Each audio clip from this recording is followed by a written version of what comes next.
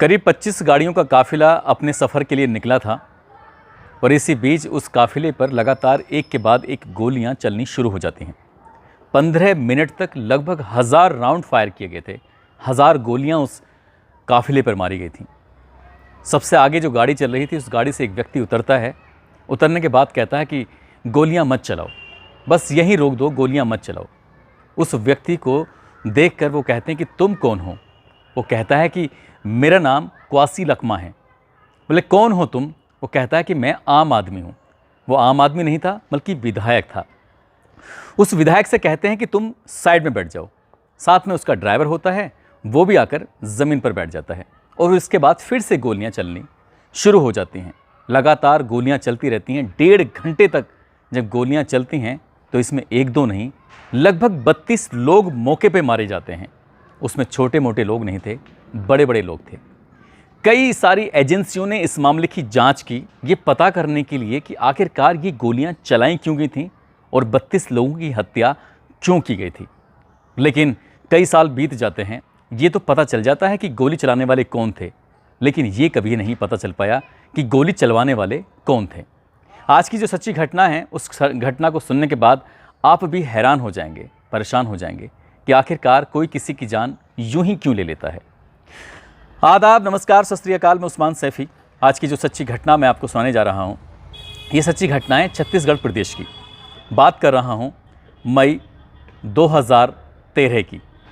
दरअसल उन दिनों विधानसभा का चुनाव बहुत नज़दीक आने वाला था, बहुत करीब था और लगातार 2 बार तक वहाँ पर भारतीय जनता पार्टी की सरकार चल रही थी। इस बार कांग्रेस ने सोचा कि जीत तो हम ही हासिल करेंगे और इसीलिए उन्होंने गांव-गांव, घर-घर जाकर अपनी पैंठ जमानी शुरू कर देते हैं।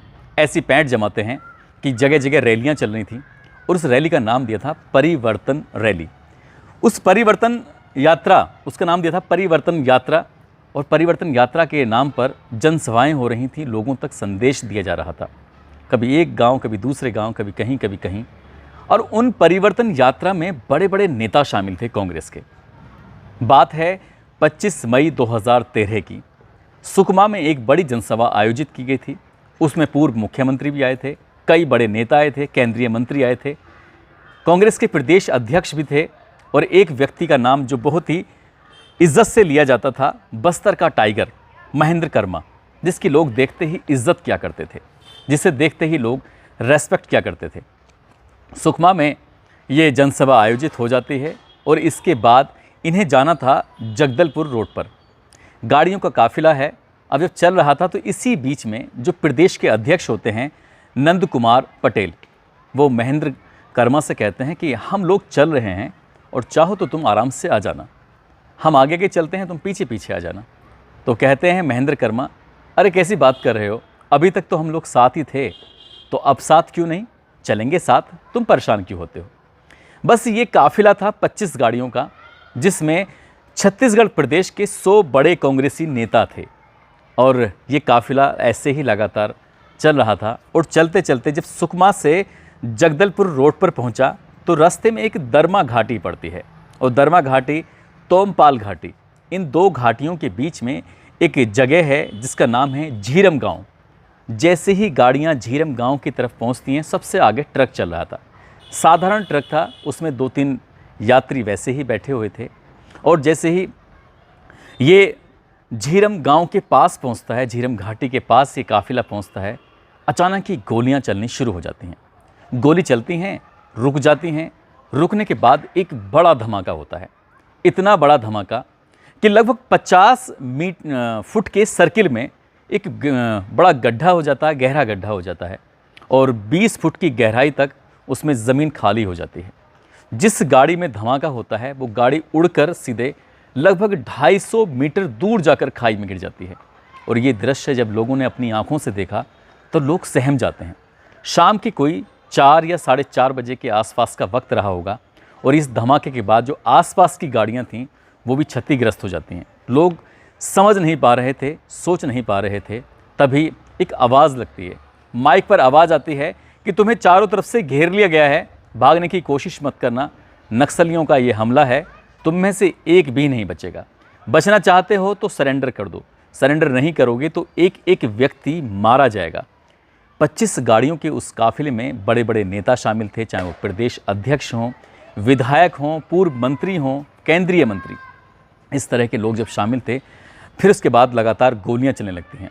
गोलियां जब चलती थीं तो लगभग बताया जाता है कि 200 से ज़्यादा नक्सली होते हैं, उसमें 50 से ज़्यादा उनकी लेडी कमांडर थीं, महिलाएं थीं। और वो जब गोलियां चलाते थे तो एक साथ गोलियां चलती थीं, और जब गोली चलती थी तो सब के सब लोग कांप जाते थे, सहम जाते थे।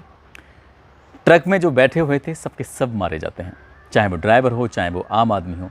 उसके ठीक पीछे गाड़ी थी प्रदेश अध्यक्ष, कांग्रेस के प्रदेश अध्यक्ष नंद कुमार पटेल। उसी गाड़ी के अंदर विधायक बैठे हुए थे क्वासी लखमा, और उसी गाड़ी के अंदर प्रदेश अध्यक्ष नंद कुमार पटेल के बेटे बैठे हुए थे दिनेश पटेल, और गाड़ी को चला रहा था एक ड्राइवर।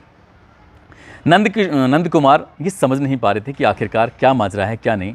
जब आवाज़ लगती है कि हम माओवादी हैं, हमने तुम पर हमला बोल दिया है, अपनी जान प्यारी है तो हमें सरेंडर कर दीजिए, नहीं तो मारे जाओगे।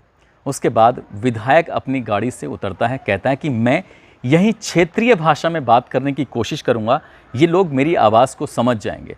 तभी पीछे से नंद कुमार कहते हैं कि ये तो ठीक है कि तुम लोकल की भाषा में बात करोगे, लेकिन ये मत बताना कि तुम हो कौन, तुम विधायक हो, ये तो बिल्कुल मत बताना। यही बात उनके दिमाग में आती है, समझ जाते हैं, गाड़ी से उतरते हैं, और गाड़ी से उतरने के बाद कहते हैं कि गोलियां मत चलाओ। वो लोग साथ में गंदी गंदी भद्दी भद्दी गालियां भी दे रहे थे, गोलियों के साथ साथ माइक पर लगातार अनाउंसमेंट कर रहे थे। तभी उसमें से जब विधायक उतरता है तो विधायक उतरने के बाद कहता है कि गोलियां मत चलाइए, गोली मत चलाओ, हम लोग सरेंडर करने के लिए तैयार हैं। तभी आवाज़ लगती है कि तुम कौन हो। वो कहता है कि मैं एक आम आदमी हूँ और मेरा नाम है क्वासी लखमा। तभी उनका ड्राइवर उतरता है, ड्राइवर को कहते हैं कि चलो ठीक है। ये आगे धीरे धीरे करके बढ़ने लगते हैं। नक्सली ने पकड़कर खींचकर लेके जाते हैं, और ले जाने के बाद उन्हें एक जगह बिठा देते हैं। उसी गाड़ी में 2 जने और बैठे हुए थे, प्रदेश अध्यक्ष कांग्रेस के नंद कुमार पटेल, उनका बेटा दिनेश पटेल। उनको भी खींचते हुए लेके जाते हैं। उनसे पूछा जाता है कि तुम कौन हो, लेकिन नंद कुमार पटेल अपना असली नाम बताते हैं। अब ऐसा लग रहा था पीछे जो गाड़ियां चल रही थीं कि अब सब कुछ ठीक हो जाएगा, नंद कुमार पटेल सब कुछ ठीक कर देंगे, लेकिन वो गाड़ियों का काफिला थोड़ा पीछे था। और जब ये धमाका होता है तो लोग बचने की वजह से जब गाड़ियों को बचाने की कोशिश कर रहे थे तो एक के बाद एक गाड़ी एक दूसरे से टकरा रही थी, और 25 की 25 गाड़ियां एक दूसरे से टकरा कर कोई खाई में साइड में चली जाती है, कोई एक दूसरे से टकरा जाती है, कोई कुछ हो रहा था। अफरा तफरी का माहौल था।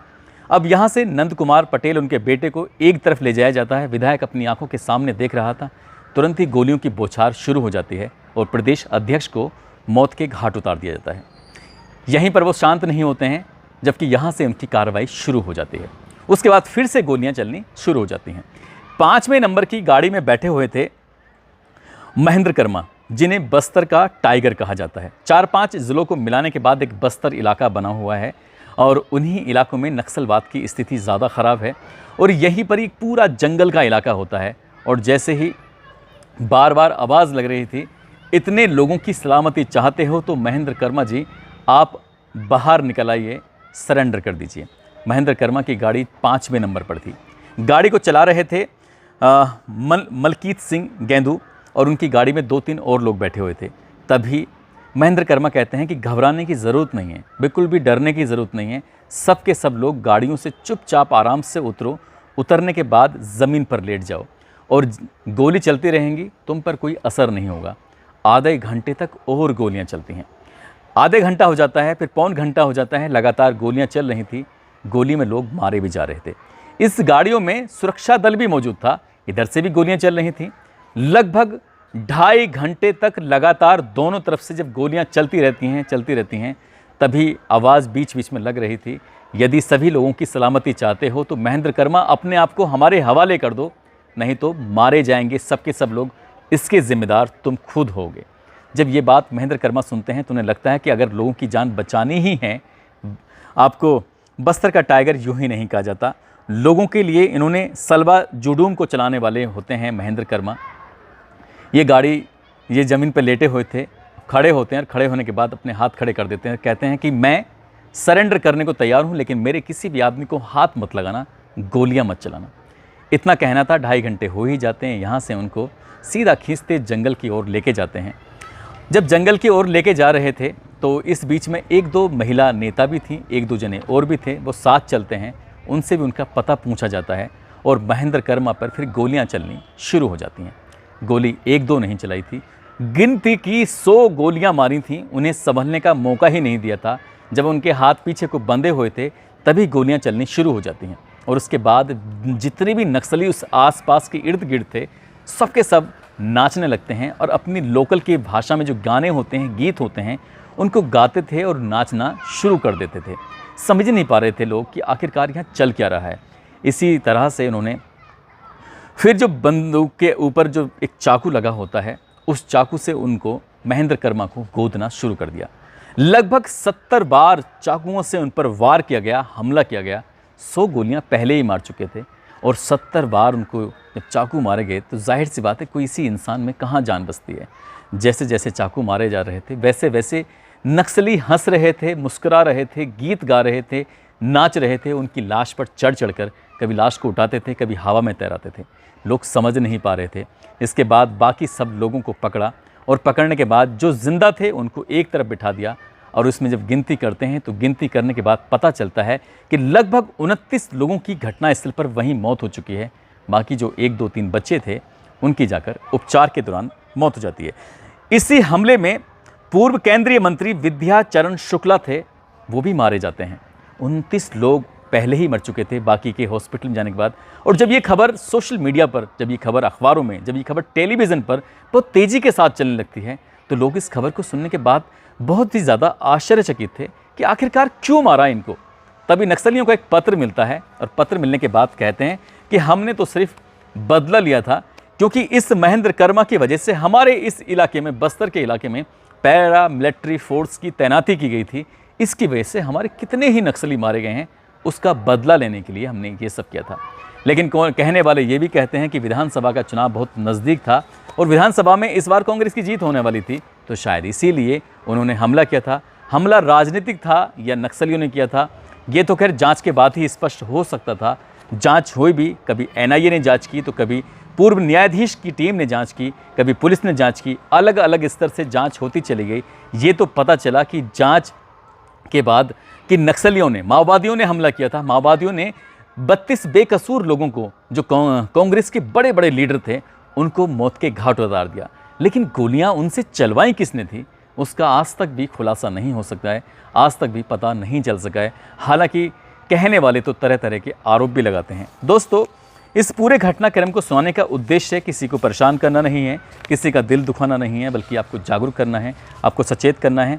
और जाते जाते आज संदीप कुमार हैं, कुशीनगर के रहने वाले, इनको जन्मदिन की बहुत सारी शुभकामनाएं, बहुत बहुत मुबारकबाद। साथ ही जाते जाते आज अजय चौहान हैं, अजीजुर रहमान अजीज़ हैं, अमरजीत, हेमराज मीणा, तुलसी राम शर्मा, विनोद कुमार खुर्जा से हैं, पवन चौधरी फरीदाबाद से, विशाल कुमार हैं, अफसर खान राजस्थान से हैं, जय हिंद साउंड मैरुथल चुरू से हैं, हनुमान वर्मा हैं माधोपुर से, मुनिंदर सिंह गाज़ियाबाद से, अनिल साहनी दिल्ली से, सचिन कुमार रुड़की से, बादल कुमार, अर्जुन शर्मा दिल्ली से हैं, उषा तोमर कानपुर से हैं। इन लोगों ने नाम लेने की अपील की थी।